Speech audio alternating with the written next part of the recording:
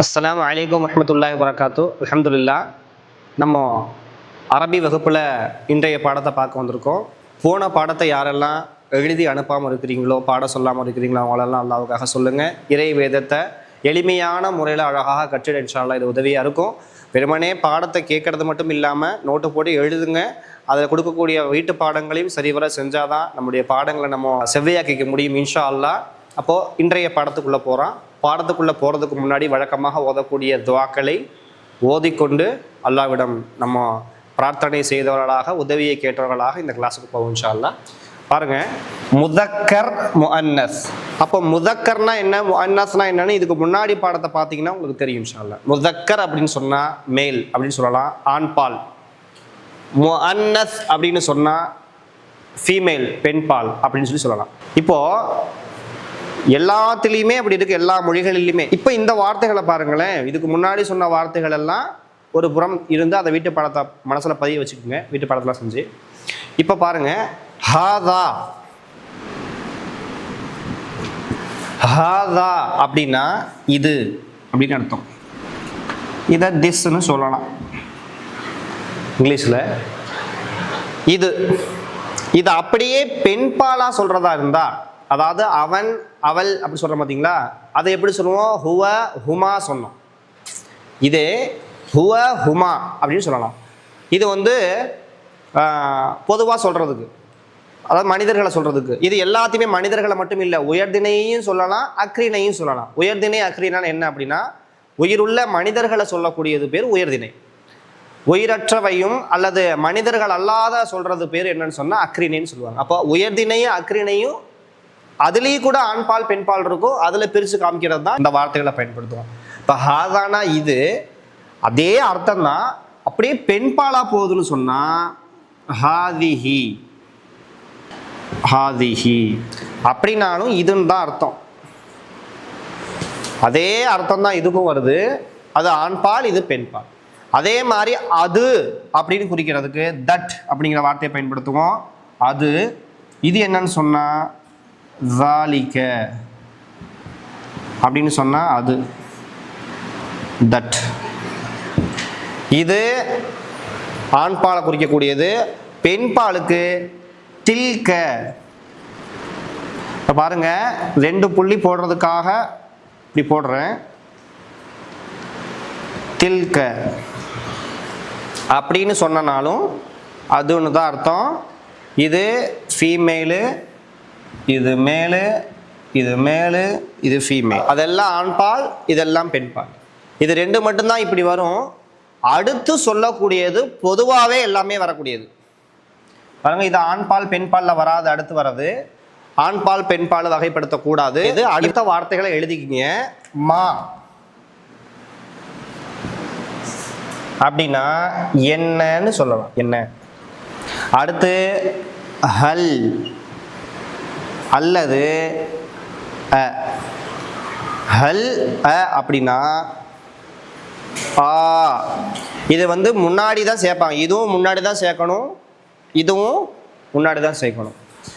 இது என்ன அப்படிங்கிற ஒரு அர்த்தம் இருக்குது, இது இல்லாமல் இல்லை அப்படிங்கிற அர்த்தத்துக்கும் வரும். ஆனால் இப்போ அதுக்கான அர்த்தத்தை நம்ம சொல்லக்கூடாது, அடுத்த கிளாஸில் பார்ப்போம். மா அப்படின்னா என்னன்னு அர்த்தம். அடுத்தது லா, இல்லை. இல்லை. லா அப்படின்னா என்ன, இல்லை. நஅம் அப்படின்னா ஆம், ஆமா ஆம் அப்படி சொல்லலாம். இல்லை அப்படிங்கிறதுக்கு லா அப்படிங்கிற வார்த்தையை பயன்படுத்துவோம், எழுத. சரிங்களா? இப்போ இதுதான் பேசிக், இதை பார்த்துக்குங்க. இதை வச்சு தான் நான் அடுத்த வார்த்தைகளை சொல்லுவேன். வார்த்தைகளை நம்ம கேள்வி கேட்குறது எல்லாமே இதுதான், கேள்வி வாக்கியத்தை ஃபுல்லாக இதுதான் வரும். இதை நீங்கள் பார்த்துக்குங்க இன்ஷா அல்லாஹ். தொடர்ந்து நம்ம பார்த்துக்கிட்டு இருந்ததோட சேர்ந்து பார்ப்போம் இன்ஷா அல்லாஹ். இப்போ ஆண்பால் பெண்பால்னால் என்னன்னு பார்த்தோம். அந்த எழுத்துக்களில் ஒரு ஆணை குறிக்கக்கூடிய வார்த்தை பாருங்க. இப்போ ஜமீல் அப்படின்னு பார்ப்போம். ஜமீல் அப்படின்னு சொன்னால் அழகானவன் அப்படின்னு சொல்லலாம். இதே பாருங்க, ஜமீலா. ஜமீலா அதாவது இது கோல்தா, ஹாவுக்கு மேலே 2 இந்த மாதிரி வந்துச்சுனாவே அது அப்படியே பெண் பாலாக மாறிடும். ஆண் பாலையும் பெண் பாலையும் வித்தியாசப்படுத்தக்கூடியது என்னன்னு பார்த்தா இந்த ஹா தான், கோல்தா. இந்த தா எங்கெல்லாம் வருமோ அது கிட்டத்தட்ட 90% பெண் பாலை மட்டும்தான் குறிக்கிறதா இருக்கும். சில ஆண்பால் சம்மந்தப்பட்டவங்களுக்கும் வரலாம், ஆனால் வித்தியாசப்படுத்தி பார்க்கும்போது நமக்கு தெரியாது ஆண் பாலை சொல்கிறாங்களா பெண் பாலை சொல்கிறாங்கன்னு சொல்லிட்டு. இப்போ ஜமீல் அழகானவன், ஜமீலா அழகானவள். அப்போ ஒன்று மட்டும்தான் வித்தியாசப்பட்டிருக்கு, இந்த இது மட்டும்தான். அதே மாதிரி இப்போ சாபிர், சாபிர் அப்படின்னா பொறுமையானவன், பொறுமையாளன். சாபிரா. இப்போ இந்த இடத்துல ராவுக்கு அப்புறம் இது சேராதுங்கிறதுனால வேண்டி நம்ம ராவுக்கு பின்னாடி சேராதுனால இப்படி போட்டிருக்கோம். சாபிரா அப்படின்னா பொறுமையானவள், பொறுமையாளன், பொறுமையானவள். அப்போ இந்த மாதிரி எது வித்தியாசப்படுத்துதுன்னா இதுதான் வித்தியாசப்படுத்துது, இந்த கோல்தா மட்டும். அப்போ ஆண் பாலுக்கும் பெண் பாலுக்கும் வித்தியாசப்படுத்தக்கூடியது எது அப்படின்னு பார்த்தா இதுதான். அப்போ இந்த மாதிரி எதை வேணுமானு சொல்லலாம். இப்போ காத்திப், காத்திப் அப்படின்னு சொன்னா எழுத்தாளன், எழுத்தாளன், எழுதுபவன் அப்படின்னு சொல்லலாம். அடுத்தது காத்திபா, பாருங்க ஒரே வித்தியாசம்தான். எழுத்தாளி, எழுத்தாளன், எழுத்தாளி. எழுத்தாளி யார்? இது பெண்பால்.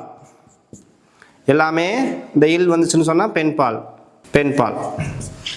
இப்போ பாருங்க ஒரு ஆண் பாலையும் பெண் பாலையும் வித்தியாசப்படுத்தக்கூடியது என்னவா இருக்கு?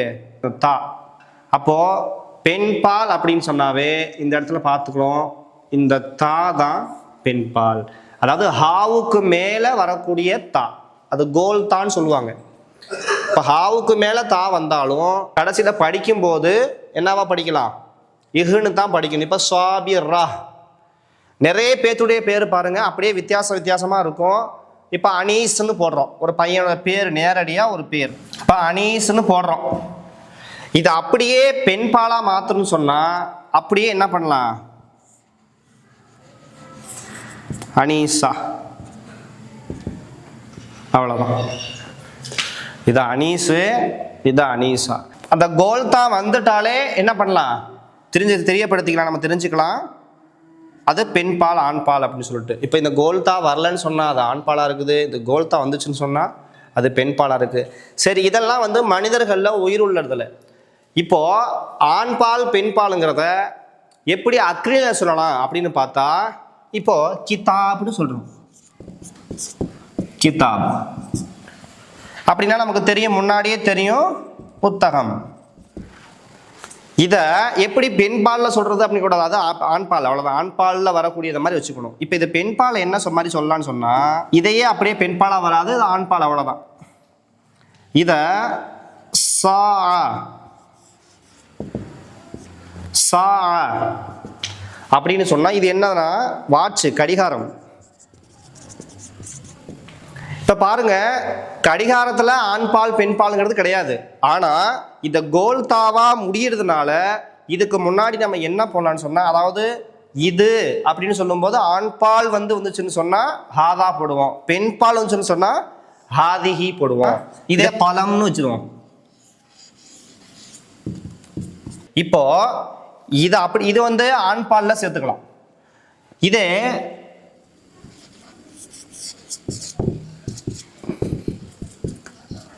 ஷஜரத்துன், ஷஜரா அப்படின்னு சொன்னா மரம். இப்ப பாருங்க இது எல்லாமே அக்ரிணை தான். புத்தகம் அக்ரிணை தான், பழம் பேனா அக்ரிணை தான்,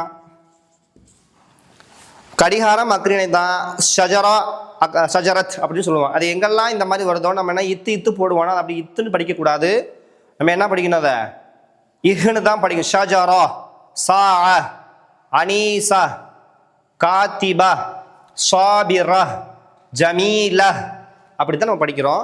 இது எல்லாமே பாருங்க இந்த கோல்தா மட்டும்தான் வித்தியாசம்.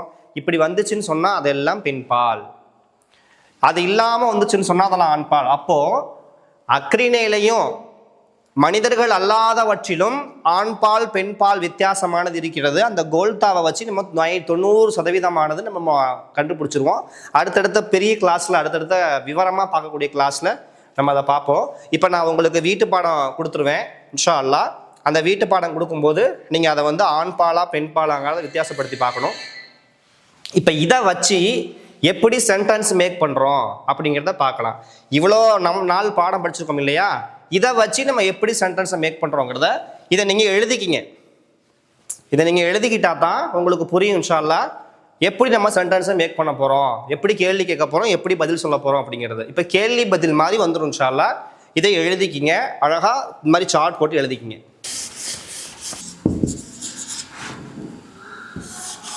இப்போ வரைக்கும் நம்ம படித்த பாடத்திலிருந்து ஒரு கேள்வியையும் பதிலையும் நம்ம பார்ப்போம் இன்ஷா அல்லாஹ். எப்படி அதை கேள்வியாக மாற்றுறது, எப்படி நம்ம பதிலாக கொண்டு வர்றது அப்படின்னு சொல்லிட்டு. இப்போ ஹாதா அப்படிங்கிறத வச்சுப்போம்.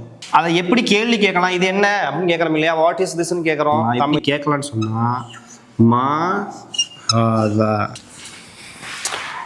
இப்போ மா ஹாதா அப்படின்னா இது என்ன அப்படின்னு நம்ம கேட்குறோம். இது இப்படி தான் அர்த்தம். இப்போ என்னத்தை பார்த்து கேட்குறோன்னு சொன்னால் பலம், பலமுன். இப்போ என்னவோ அதான் இது. இதை பார்த்து தான் நம்ம கேட்குறோம் மா ஹாதா அப்படின்னு சொல்லி. அப்படி கேட்டோம்னு சொன்னால் நம்ம என்ன ஆன்சர் கொடுக்கணும் அப்படின்னு பார்த்தா ஹாதா பலமுன், ஹாதா பலம், பலமுன் பலம். அப்போ இந்த கேள்விக்கு பதில் என்னவா இருக்கோ அதுதான் இப்படி கொடுக்குறோம். இது ஆண்பாலா இருக்கிறத வச்சு கொடுக்குறோம். சரியா? இது வந்து அக்ரிணைக்கு மட்டும்தான் என்ன பண்ண போறோங்க பொருந்தும். இப்போ இந்த இடத்துல மா இருக்கு பார்த்தீங்களா, இந்த மாவோட சேர்த்து இன்னொன்று நம்ம சேர்க்கலாம். இங்கே பாருங்க, இந்த மா இருக்கு பார்த்தீங்களா, இதோட சேர்த்து இது அக்ரிணைக்கு மட்டும்தான் என்ன அது இது அப்படின்னு கேட்போம். அப்போ இதோட சேர்த்து இங்கே நம்ம வச்சுக்குவோம் மண் அப்படின்னா யார். இது புதுசாக நீங்கள் எழுதிக்க வேண்டியதோட சேர்த்து எழுதிக்கணும். மானா என்ன, மண்ணுன்னு சொன்னால் யார். இப்போ இது அக்ரிணைக்கு பயன்படுத்தும் போது தான் மா பயன்படுத்துகிறோம். இதே உயர்திணைக்கு பயன்படுத்தணும்னு சொன்னால் மண் அப்படின்னு ஆயிரும்.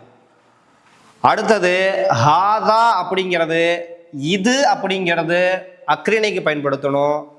ஹாதா மண் ஹாதா வந்துச்சுன்னா இவர் யார் அப்படின்னு ஆயிரும். அப்போ அந்த இடத்துக்கு தகுந்த மாதிரி மண் வந்தா இவர்னு மாறிடும், மா வந்துச்சுன்னு சொன்னா இதுன்னு ஆயிடும். இப்படித்தான் நம்ம விளங்கிக்கணும் இன்ஷா அல்லாஹ். பாருங்க, இப்ப இத இப்படியே ஒரு பெண் பால்ல கொடுக்குறோம் அப்படின்னு சொன்னா மா, இதே ஒரு பெண் பால் உள்ளதை பார்த்து கேட்கணும்னு சொன்னா மா ஹாதிஹி, மா ஹாதிஹி. இது நம்மளுடைய கேள்வி. இதுக்கு முன்னாடி என்ன இருக்குது அப்படின்னு பார்த்தா ஷஜரா,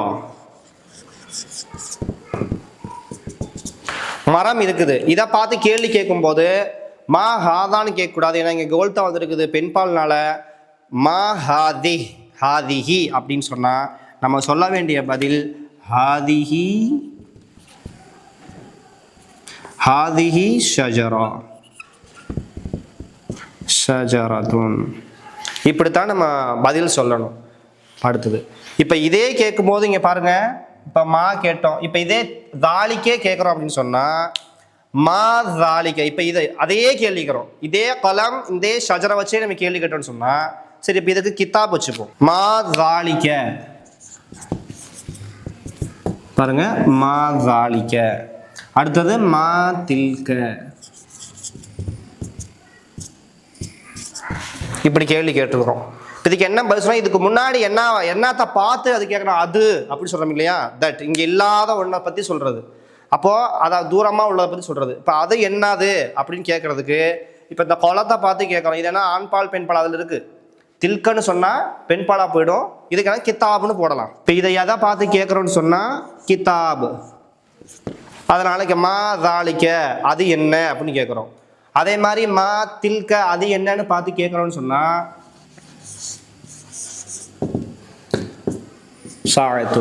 மா தாலிக்க அது என்னது அப்படின்னு கேட்குறோம். அதுக்கு நம்ம பதில் சொல்லும் பொழுது ஸாலிக கிதாபுன், கிதாப். அதே மா தில்க அப்படின்னு சொன்னா தில்க சாஅ.